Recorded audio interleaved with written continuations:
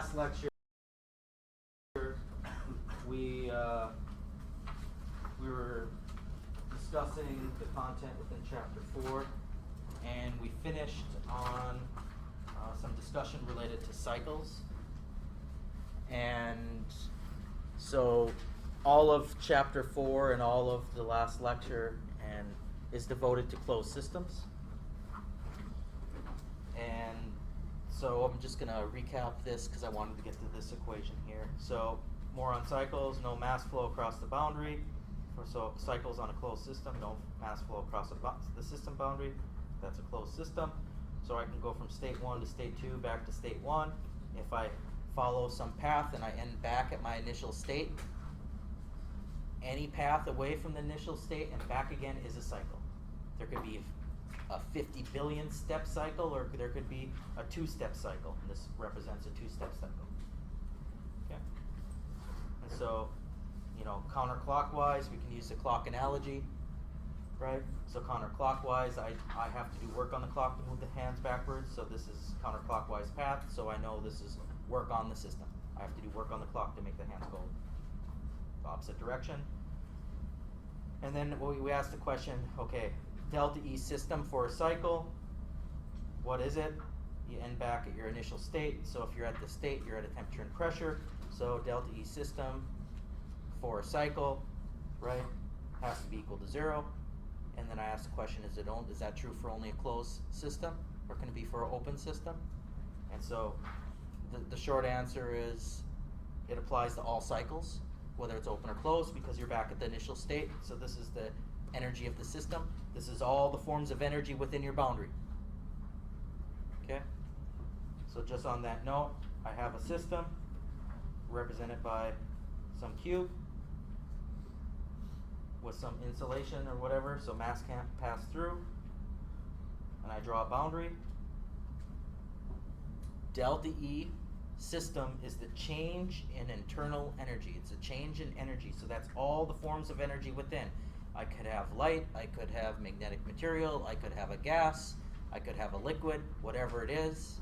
I could have a computer in here. All the forms of energy within, electric, magnetic, thermal, whatever it might be. Delta E system, that represents the change of the energy within the system, within the boundary. So we have no mass flow coming across. So if I have heat leaving, and I'm at constant volume, that means internal energy decreases. Right? If I lose heat, delta E has to be smaller at constant volume. Now I could have it no heat loss and change the volume, and then I'm doing work, and that represents this type of thing here. This represents work done on the system, so change in volume, change in pressure within. So the whole clockwise, counterclockwise. And so go to the first law, Q defined to equal delta E minus W, and then how can we, this is what is written out kind of in the first law. How can we get here? Well, we can write out the energy balance form of the first law. Heat in plus work in plus energy due to mass in minus heat out, work out, energy due to mass out. That equals the change in internal energy. So all the forms of energy within your boundary. Well, this is a closed system, so there's no mass in. Closed system, no mass out. Then if I look at this and I get rid of subscripts, I end up getting Q in, delta E, work on. So work in. Okay.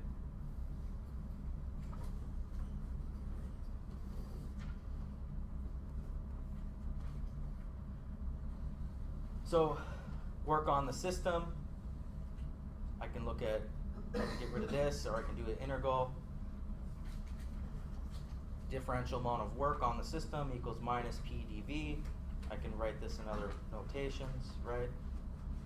And so based off of this, for a cycle, delta E equals 0. So that means an incremental amount of heat exchange. So this is incremental amount of heat addition is going to equal P dV.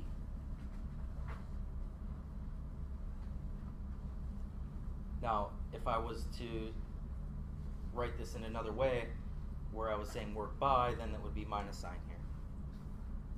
Well, actually, it would be the same. It would be the same thing here.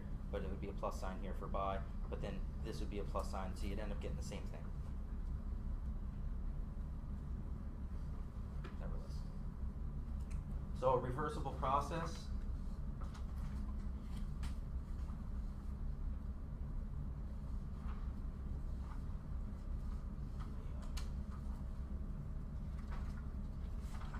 Go to these so I can write in some stuff instead of just stating it. So I just filled out this other stuff. Work on P dV, Q in, based on this, delta E equals 0, right? Delta work on, so I got minus work on, just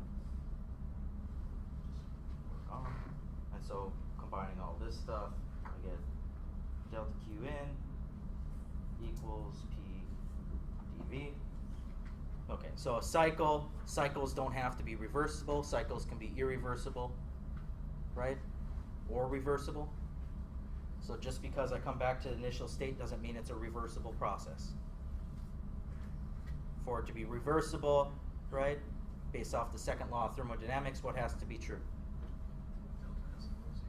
Right, so there's no change in entropy. Delta S is equal to 0. So typically when you take some path to one state and then back, you lose some entropy, or you gain some entropy. But the overall delta S has to be greater than or equal to 0. So either the system gained entropy or the surroundings gained entropy, or both did from some process. So reversible process, we can state, so you have kind of a benchmark on whether it's reversible or not. You can apply the second law of thermodynamics, but let's write it out just kind of from a energy perspective. A reversible process is a process that can be reversed without leaving any trace on the surroundings.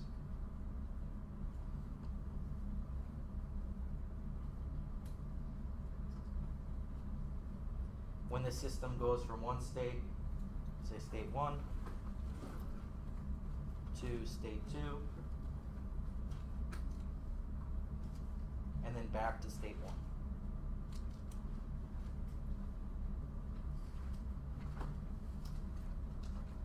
Okay, so I'm saying a reversible process, but then I'm kind of doing a cycle type thing in here.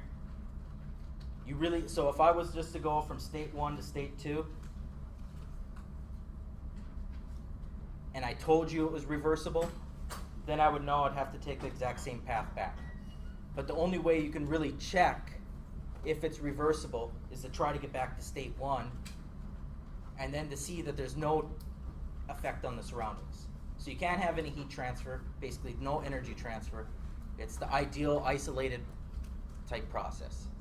No forms of energy or information can be communicated with the surroundings. So it's a very ideal thing, reversible process. Yet you try to, in various systems, you try to make it as reversible as possible. Okay, so in order for a reversal, so the work net has to be 0 and the heat net has to be 0. So if I have a reversible process, I'll just do a PV diagram here, and I go from state 1 to state 2, and then back, and I take this path there. In order for the net work to equal 0, I have to follow the same path back. So there's no area under the curve. No area means net work is equal to 0. No work on, no work by, right? There's no area under the PV curve. Now, it also says the net heat exchanged between the system and the surroundings. We're dealing with closed systems, but you can still have heat exchange between the system and surroundings. So then I can do the same type of thing, right? And I could do some, and so T. So we talked about this a little bit in previous lectures. So if I want to know the amount of heat, I can go to a TS diagram, and then I could go from state 1 to state 2 and follow some path. And then if I can do a modification, so this plot here, I can do a modification of the second law delta S equals the integral of delta Q over T, right? So if I can get rid of the integral, but nevertheless I can bring the T over here and I can do the tedious question. Form of the second law, and you can see here now, just like I have PdV, now I have TdS.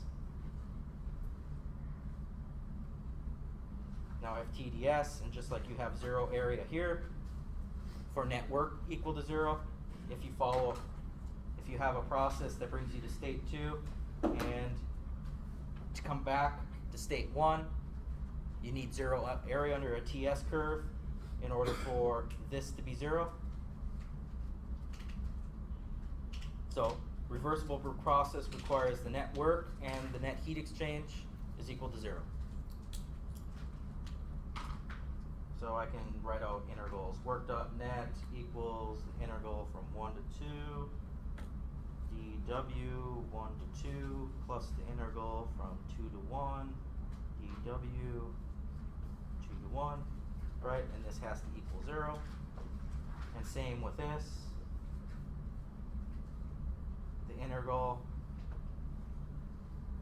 delta Q 1 to 2 plus the integral from 2 to 1 delta Q 2 to 1, and that has to equal 0. And of course, I have this tedious question form, so I can just replace this with the integral from 1 to 2 T ds, taking the path 1 to 2. So if my temperature,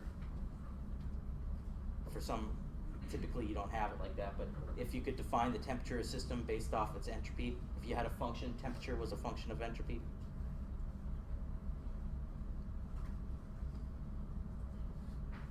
So in some other processes, you want to have the temperature be constant, right? And then you just, for a constant temperature process or something like that, you have an incremental change in entropy, and then you'd want the same thing back. But nevertheless. So sometimes you rewrite this part. So when I looked, we looked at those tables in the back of the book, right? And they showed the entropy per unit mass, the enthalpy per unit mass, right? So I could always convert this to a numerical integral, taking the integration sign to a summation, and then I could tabulate out what delta S was for a change in temperature and pressure of my gas. Or I could fit some polynomial to, the curve, and then do an integral. But the main thing is, for a reversible process, both of these must be satisfied.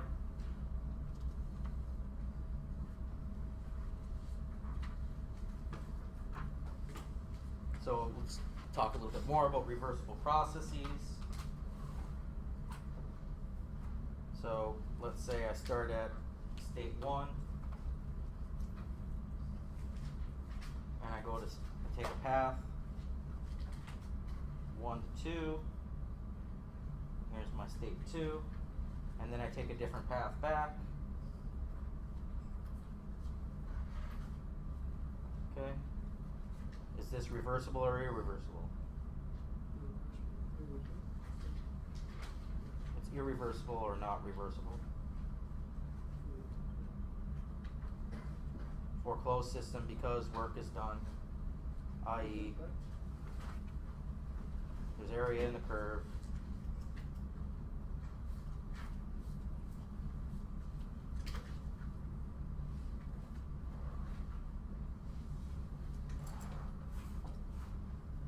Right? Take this example. I go from state 1 to state 2.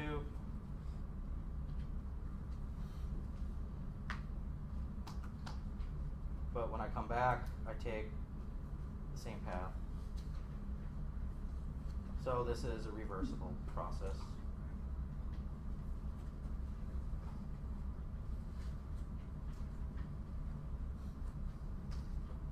So it says reversible process for closed system, and then I should put if Qnet equals work net equals 0.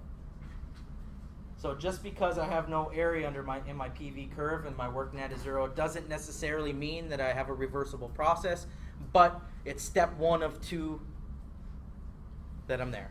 I have to also evaluate the change in entropy or look at the area under a TS curve or TS diagram. So for an open system, in example 1, be reversible.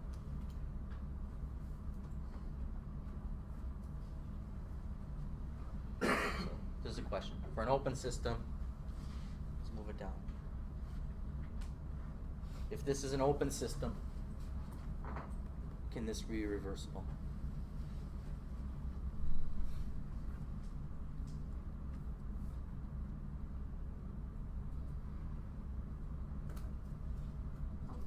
If the system's open, is this reversible? For example 1.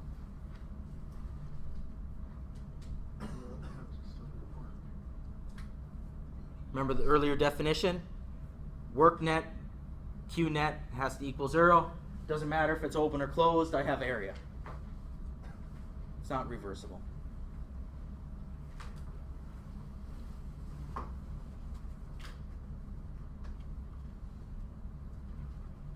So that wasn't purely, that definition of reversible process wasn't purely just for a closed system.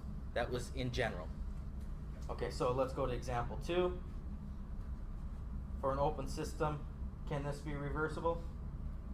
Or can it be irreversible?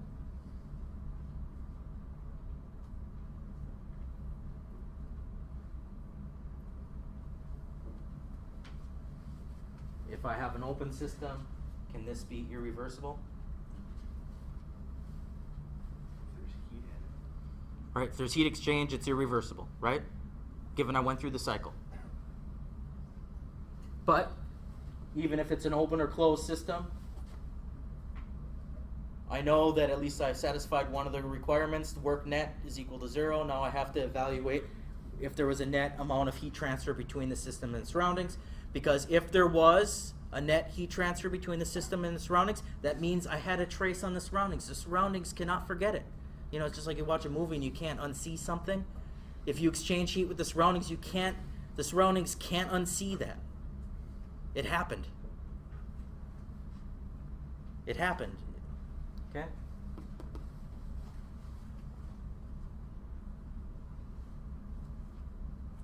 So let's consider a cycle with a liquid vapor mixture. So here I'm at state 1, I go to state 2, I go back to state 3, and I go back to state 4. So right here I'm at P2, P3, and right here I'm at P1, P4. Likewise, this is specific volume. So this is V1 and V2, and this is 3, 4. What are these blue lines? Thermal. Temperature isotherms.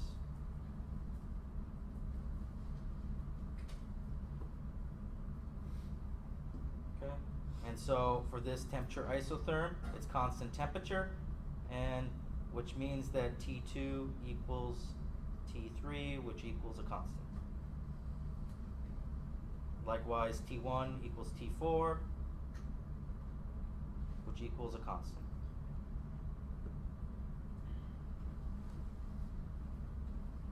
So state 1, this is a liquid vapor mixture. So what is state 1 in terms of our Bell diagram?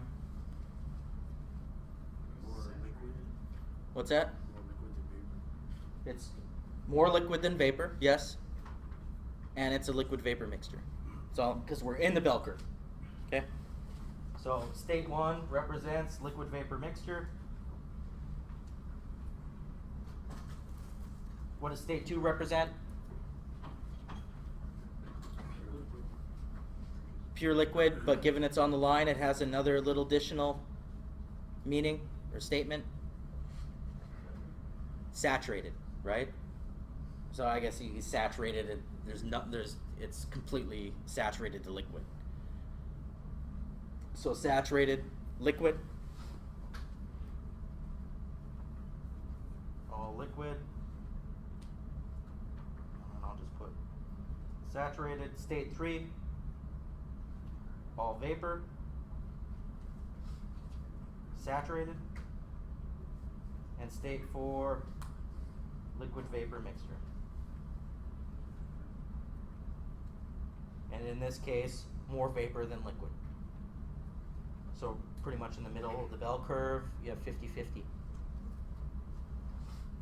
So if I want to write the specific volume and express it as a function, I can use this quality factor, x equals Vg plus 1 minus x Vf, where Vg for state 2 is there, but for here that isn't Vg, right?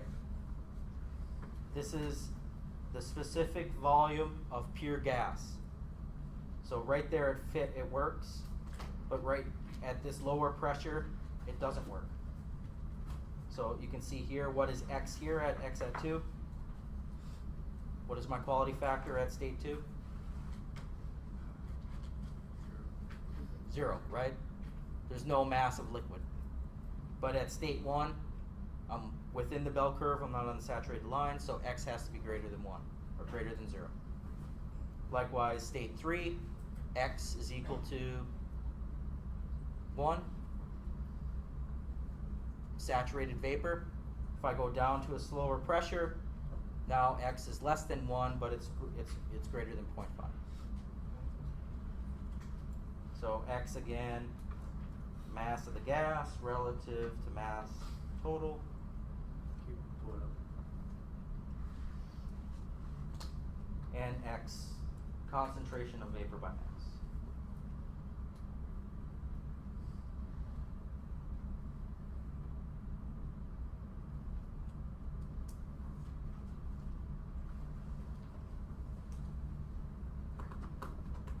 So I'll just real quick here. I talked about this before, about you're working at some power plant or you're working at some commercial, say a natural gas plant or something like this. You'll be dealing with a natural gas, but it doesn't mean that the natural gas is gas. At some points it might be compressed to a liquid. But at certain parts of the process, they're going to monitor at different stages along the pipe, and they're going to be looking, right, at what the properties are of that gas or that fluid that's being transferred, and they're going to have some plot. So this plot here is just generated by a lot of people's hard work making the table, right? So if it's natural gas, there's a bell curve for natural gas. And somebody did a lot of work to look at whether it's a liquid, saturated liquid, compressed liquid, liquid vapor mixture, superheated vapor, saturated vapor. They did a lot of work to know the temperature and pressure associated and specific volume associated with those for that type of gas. And so when you're sitting in the control room, you'll be looking at different measurements at different parts of the process, and you will have some box on the screen, and then it will be generating points. And if for some reason there's a problem, that means that the properties are outside some operational zone, and you'll see something go out there, and they can hit the red button to stop process so there is an explosion or something.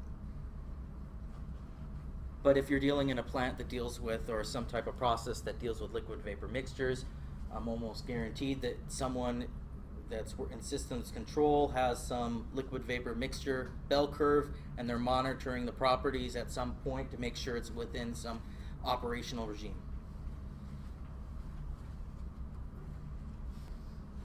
What did I want to say? Okay, this is kind of long-winded, but let's go from state 1, right?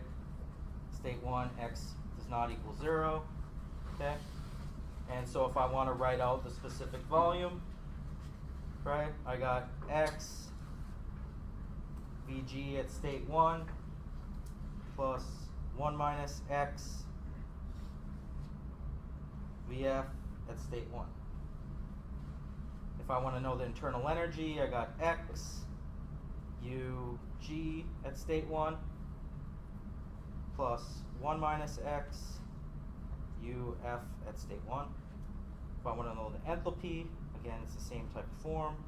Hg1 plus 1 minus X. HF at state 1. Entropy per unit mass, X SF at state 1 plus 1 minus X S, oh, excuse me, that's a G.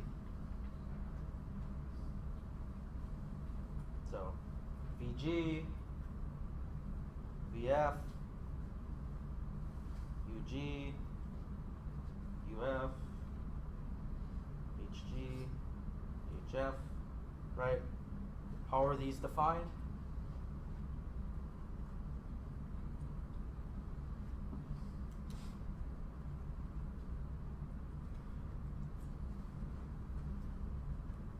How are they defined?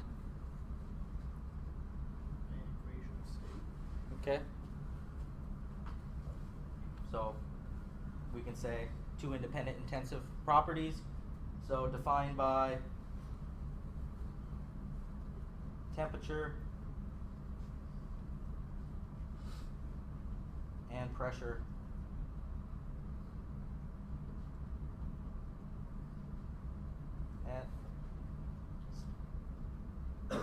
at state 1.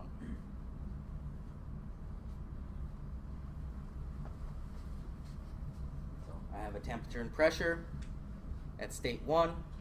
I go look up, if it's water, I go look up at that temperature and pressure, what is the specific volume, right? In the gas state. So if X is equal to 1, that means I have all gas. If X is equal to 0, it's all fluid. Of course, state 1, X is not 0 or 1. So I can do the same thing for state 2, right? Now X is equal to 0. So V2 is just, I can write out the whole thing. VG2 plus 1 minus X. VF2, well, X is equal to 0, so then I just get VF2, U2, X, UG2 plus 1 minus X. UF2, well, X is equal to 0, so it's just UF at state 2. Dot, dot, dot. H is equal to HF at state 2, and S is equal to SF at state 2. So VF2, UF2, HF2, SF2, right? Defined by temperature and pressure. And stressing again, just look up in a table. Somebody else did the work for you. Now you might be working for 3M and you might be designing new refrigerants. So you'll be making bell curves for new refrigerants that are used in, say, you know, vapor compression cycles for high subsonic aircraft or something like that, right? So that actually, it's state of the art. If we want to talk about state of the art. So you have these aircraft that need to be efficient before, while idling, during subsonic and during supersonic, right? Speeds. Well, there's different heat loads and speeds and all this other stuff. Well, it turns out that going from subsonic to supersonic, the refrigerants don't necessarily work for cooling some stuff. So they need multi-stage refrigerants.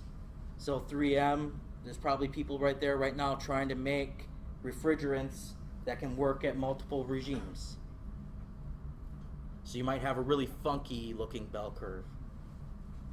But, so designing new fluids.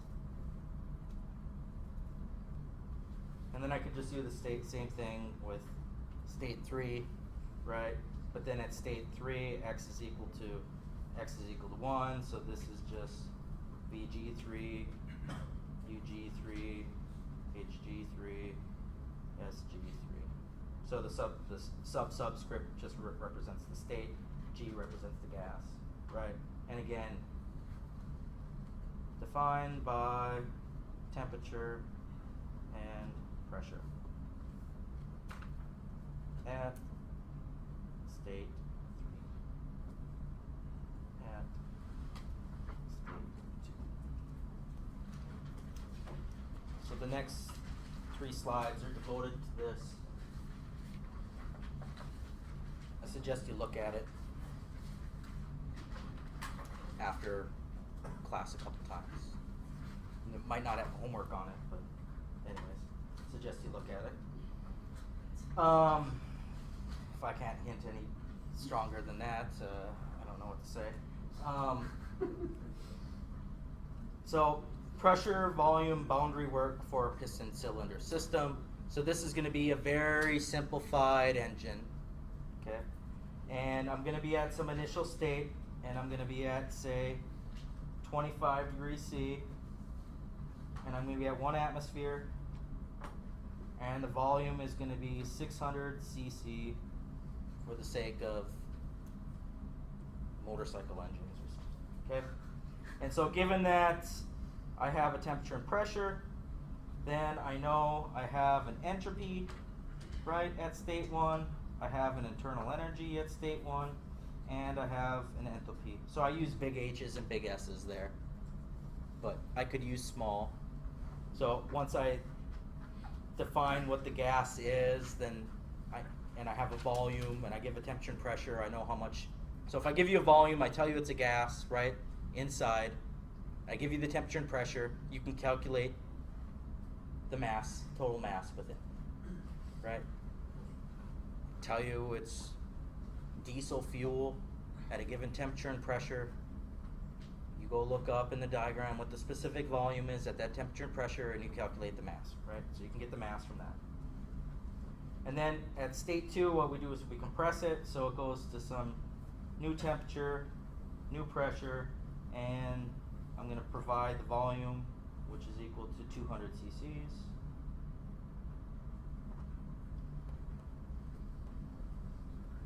And then after I compress it, the temperature, it stays at that same volume, but the temperature and pressure change. So there's some type of heating or cooling process. Okay? We haven't specified whether T3 is greater than T2 or P3 is less than. We haven't specified whether T2 is less than or greater than T3, or whether P2 is less than or greater than P3. Now in a combustion reaction, so say I compress it, so diesel engines don't have spark plugs, so you compress it and it auto ignites. So if you ever seen the preppers, some of these things they just pour bananas and whatever you can think of into their big military diesel engine, and then this thing produces enough pressure that almost everything becomes a fuel. Now they really don't put bananas, but they probably could. They usually typically use like used oil or some dirty oil. But in general, you put a bunch of garbage in a pressure chamber and you compress it, it'll auto ignite if you can get the temperature and pressure high enough. So if it's auto ignition, what would happen to the temperature and pressure? It will go up. Say if you didn't have auto ignition, what would typically happen to the temperature and pressure after I compress it? No ignition, no change, no chemical reaction. What would T3 and P3 be? Cooler, why? It's not going down. It's the same volume. One of them would change.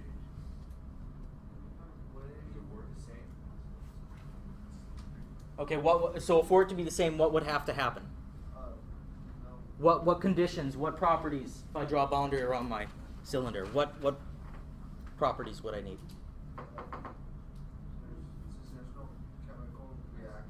Okay, not within of my boundary. What boundary properties would I need for the temperature and pressure to stay the same?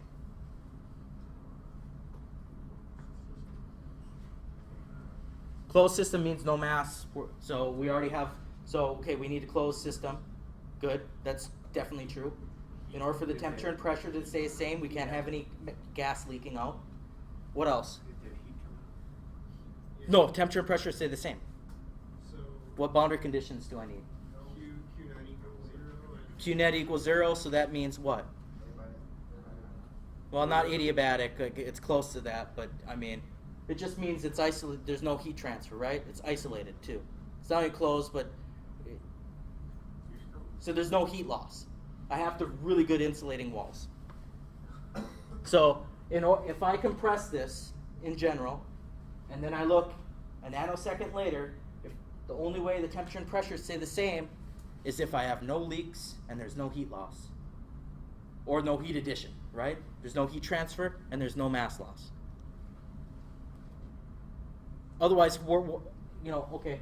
So I can write, so if I just draw a boundary right here,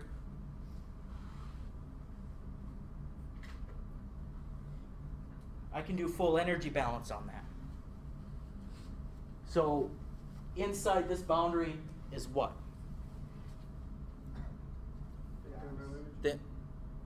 Okay, gas, and what defines the gas? Temperature, pressure, but then there's a state function, kind of, I'm leaning towards the state function. Energy. Right? It has inside that boundary there's an internal energy. Right? So the only way for the internal energy to change is if I add energy to it, right? So what I'm getting at is I can do a full energy balance on this and write it out, and the only way I can change U, delta U is non-equal to 0, right? So all the forms of heat coming in, all the work going in, all the energy and mass going in, minus all the, right? Heat, work, mass, okay, closed system, no mass transfer, same volume, right? We're not moving the piston, so there's no work at this snapshot. So that means that for delta U to change, and U is a function of temperature and pressure, I would have to have some heat transfer. I'm just trying to reinforce the fact that on each one of these I can do an energy balance, and the only way for the properties this to change is for me to have some chemical reaction or for me to add energy or remove energy, and energy could be in the form of heat or mass, right? But we have no leaks. So typically, if there's no auto ignition, T3, P3 are less than they were because there was some heat loss. Okay, so then we go to state 4, and so there was some snapshot of time, let's just say a nanosecond,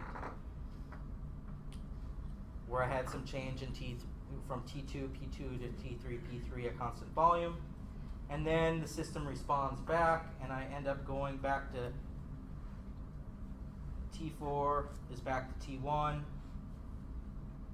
P4 is back to P1, and so given that T4 and P4, I have my internal energy at state 4, it has to equal my internal energy at state 1, so I just did a kind of a really simplified cycle. So no reaction, so basically I'm compressing the piston, it pushes back, right? Compress it, push back. If there's no heat loss or anything like this, I'm just putting in work and it's giving me back equal amount of work. Well, we know I burn up fuel and I sweat when I start working, so I'm losing heat. Typically, this thing is not 100% insulated, it loses heat. So in this type of case, there's going to be a network input because some of that heat from me and from the surroundings went to the surroundings, I can't get it back. I don't have thermoelectric skin, right? So state 1, I just want to point out, at equilibrium with surroundings. I probably should have said this earlier. So it's at equilibrium with surroundings, so delta Q equals what?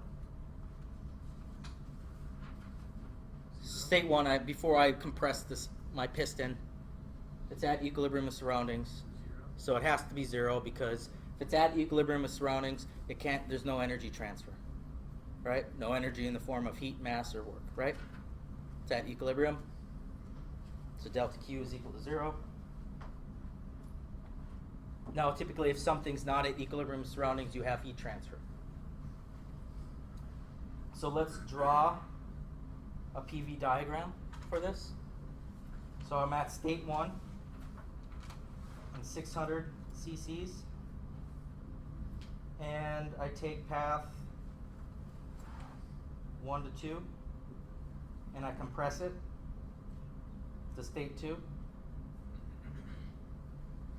And then after 1 nanosecond, so I'm at P2, P1, and I compressed it to 200 cc's. And because this wasn't a purely, right, insulated boundary, I had some heat loss.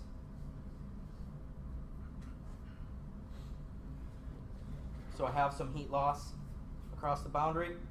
So my pressure went down, and I could look at the ideal gas law. The pressure went down. If my temperature went down, the pressure went down. So I end up back at P3. So I'm at state 3 here. And then here I go back. The system responds, pushes back on me. And so I take path 3 to 1 back to its initial state. So let's just put some numbers on pressure. Let's say this is I said earlier 1 atmosphere. So let's say I compress it to 24 atmospheres. And then the pressure decreases by 23 atmospheres. So it might seem like a lot. So it's all relative. So the pressure, like gauge pressure for tires and cars, right? 30 to 60 psi. 1 atmosphere is 13.4, I think, psi. So 13.4 times 24. So I'm looking at, 300 something pounds per square inch. And so, okay, so I decrease by, so it's a percentage. But anyway, so it's a modest decrease in pressure.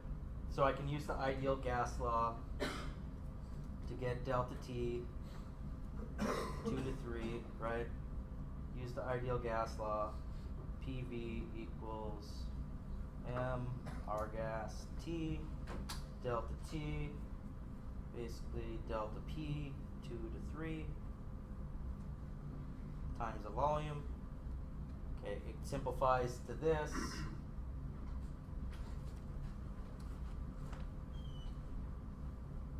Volume's constant, it's just a change in pressure, so I can get the temperature, and I didn't write it down, but I can't do it in my head. Sorry. I probably should write it down.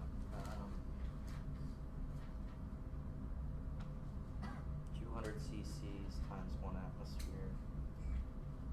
cc. Okay, maybe I can do it in my head, but it'll take me too long.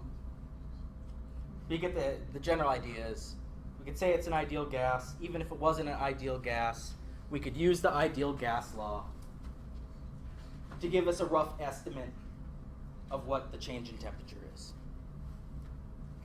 Now, it's not going to be exact, but our temperature measurements are not exact anyways. But, it works. And even if it was a solid, it would give me some ballpark answer that would be pretty decent. If I was compressing a solid, it give me some, I could use the ideal gas law with a fudged gas constant for that solid, and it give me some ballpark. Wouldn't be exact, but at least it would have the same directionality. Pressurized, the temperature goes up.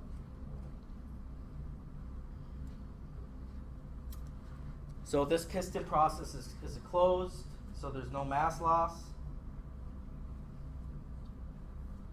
This piston cylinder is not isolated, so there's heat transfer. I'll just put a big yes. So if it's isolated, of course, you don't have any mass transfer or heat transfer. If it's closed, you just have no mass transfer. So I could do so I'm just going to do kind of a long-winded version of how I calculate the heat loss. And in general, it's an integral from 1 to 2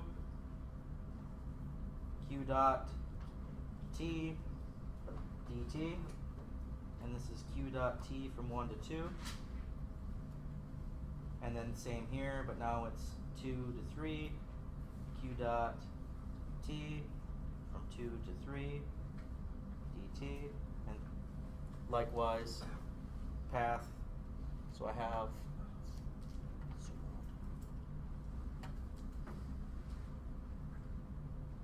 if I want to calculate the heat loss, it's related to this. Of course, I can go to my tedious question form, right? And I could look up what the entropy is and all that other stuff, but right now I'm just writing it in integral format. So 3 to 1, Q dot T dt, and this is Q dot over the path.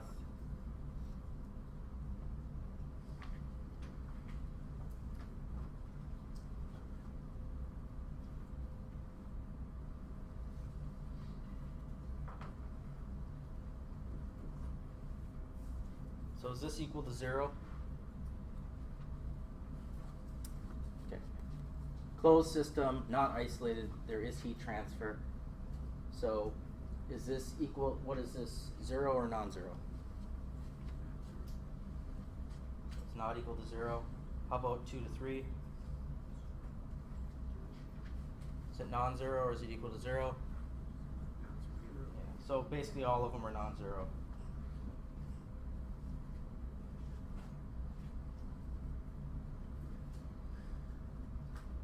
So Q dot T is maximum where? When would you say you would have the greatest rate of heat loss? At the highest temperature or pressure. So at states 2 and 3, or as we approach state 2. So I could think that I could plot kind of Q dot, right? What is it at state 1?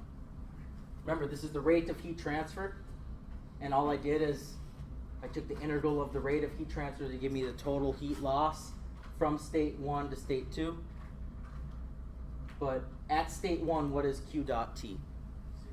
0, right? I'm at equilibrium with surroundings, and so when I get all the way back, again, I'm at 0 again. Because state 1 is at equilibrium with surroundings. So Q dot T is maximum near state 2.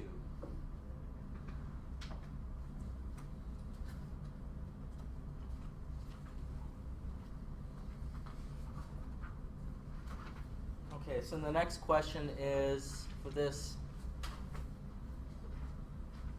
is work done on or by the system. So someone said on, and yes, you are correct. Let's prove it. So how do we prove it? Well, we do the integral of all that. So I can do the integral, the circle, cycle integral.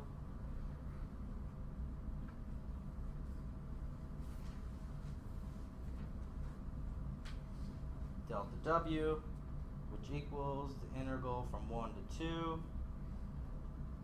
Delta W plus the integral from 2 to 3. Delta W plus the integral from 3 to 1. Delta W. Let us assume that work by is equal to P dV. So we're assuming work by. So we end up using this. So work by net. So I just replace my deltas here with P dVs. No. So given I said work by, there's no minus sign here. So I got work 1 to 2 phi plus work 2 to 3 phi plus work 3 to 1 phi, which equals the integral from 1 to 2 P dV plus the integral from 2 to 3 P dV plus the integral from 3 to 1 P dV. So someone said it's work on the system, right? And I assumed it was work by, so that's, you know, so we guessed, let's say I guessed wrong, or I disagree with one of your fellow classmates, so I decided to prove to you, and so I started with work by, and I do this calculation under this, and I should expect a what? A positive or negative number? Negative? I'm saying it's work by. Positive. So I expect to get a positive number, right? If you get negative, it's wrong. So, okay, the graph isn't going to be very viewable. But anyways, work by 1 to 2, integral from 1 to 2 p dv, and then I could just approximate this, right, as a straight line. And then I have triangle, you know, just the triangle rule for the area. So based off of that straight line, I got P2 minus P1 over 2 times V2 minus V1. Okay, 2 to 3. It's kind of annoying going up and down, but anyways, so I'm going work by from 2 to 3. We should all know what that area is right away, because there's no change in volume. So, but anyways, 2 to 3 P dV, well, it equals 0. V2 equals V3, and then likewise 3 to 1 P dV, and then I can again approximate from 3 to 1 as a triangle to get a quick area, and so then I just have P1 minus, or P3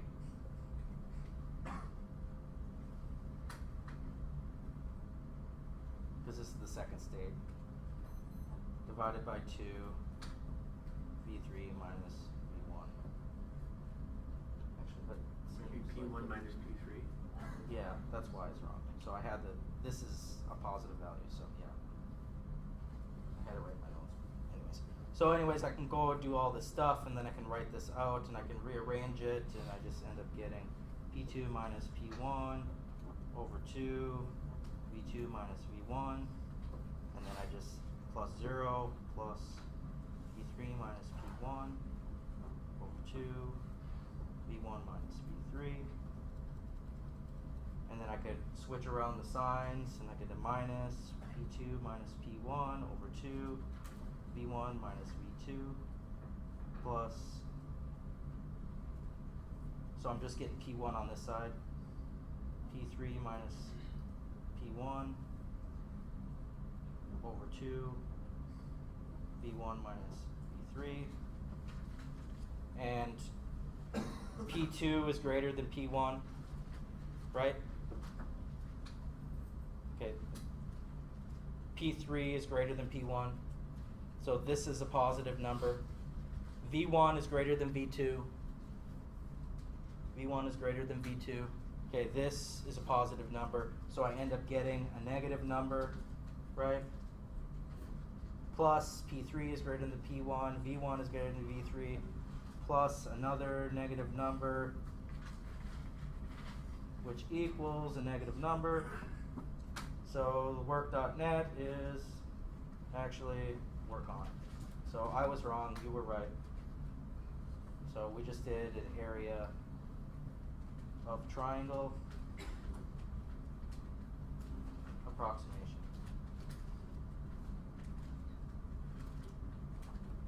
In the last example, we said closed piston cylinder.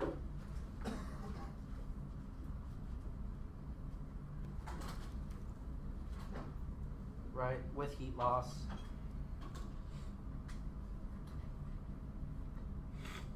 Okay. We had this type of process, and we showed that the net work was on the system. But now that we know that rule of thumb related to the clock, we could have just looked at the graph, and you could have told me right away, and which you did. I didn't have to do any calculations. So, me pushing in the system responding, the network was on the system. So if I wanted to keep on doing that, I would be losing energy, right? Now, that's not a very good engine, right? So we need auto ignition, so it pushes back harder on me. Up the compression, yep. So we get auto ignition, or we add a spark plug. Yeah, but still, what do we want to do? We want to up the compression. So how does a diesel engine work? Okay, you compress and air, fuel mixture. I just said this earlier. I.e. from 1 to 2, and there is still heat loss.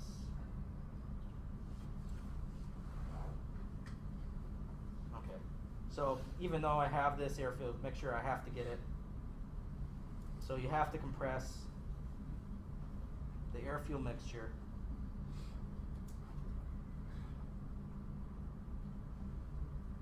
to a temperature and pressure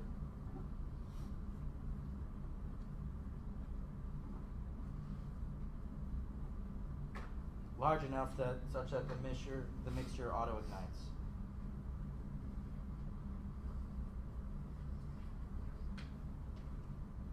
So on diesel engines, kind of the older ones, they have a glow plug. They kind of heat things up to help get it to a higher temperature earlier. So it's hard, you know, if you live in Alaska, it's hard to get your diesel engine running. You really need a glow plug. Florida, maybe not as difficult, but so to help assist the process to get to auto ignition, temperature and pressure, you can heat things up. You can add some heat to it. So this path here, this one here, represents no auto ignition.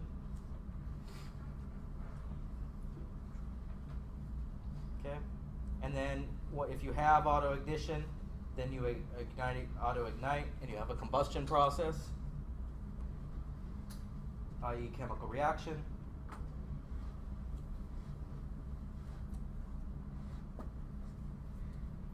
Causes an extra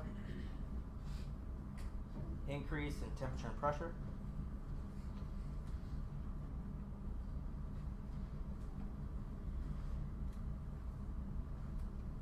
At nearly constant volume. So you can see the difference between these two. So this is with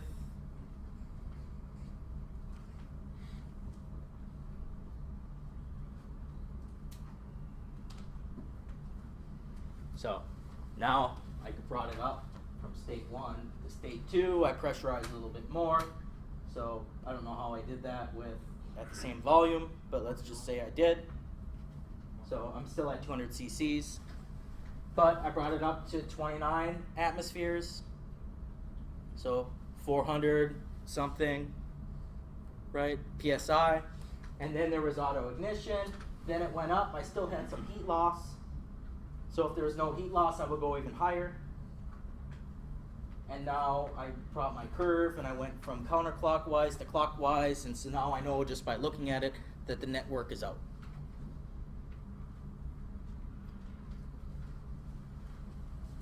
So then the questions are for you to think about.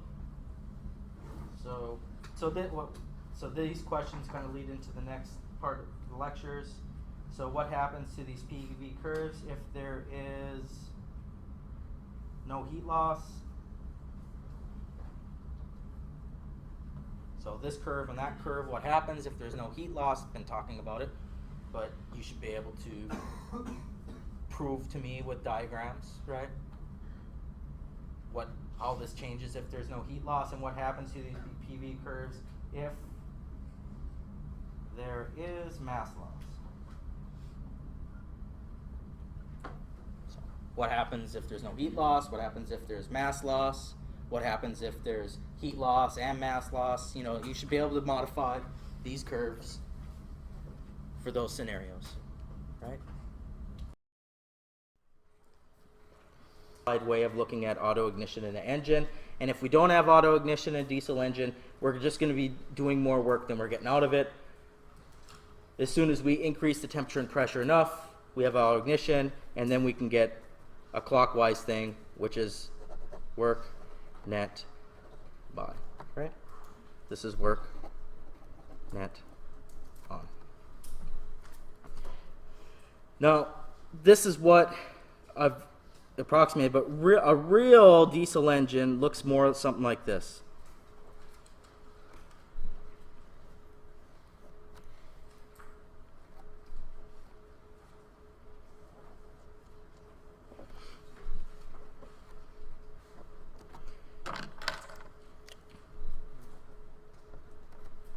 And so I'll just put different colors in here.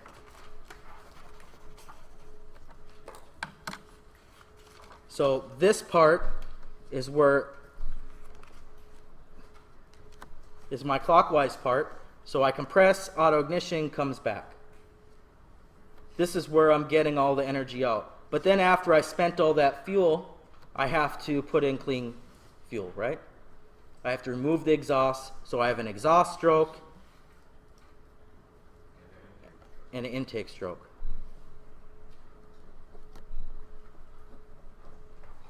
And then if I look at this one, this part here is counterclockwise. So I did this example for auto ignition. You could see that if I had my diesel engine, but it wasn't running properly, maybe I had something wrong with the engine and I wasn't getting the pressure inside my diesel engine enough for it to actually run. So I was never getting auto ignition, and so I would just be turning the key and nothing would be happening because I would never be getting the pressure high enough. So in a diesel engine, they usually have a glow plug to heat up the cylinder a little bit. That's to help the auto ignition process. You want to heat up the gas and stuff, so you're more likely to have auto ignition. I have auto ignition, I get my power stroke, but then I have to have this. So this is work in, this is work by. I want to make sure if I have, an energy producing device, that the work, usually all energy producing devices, they require some energy input. It's just you get more energy output.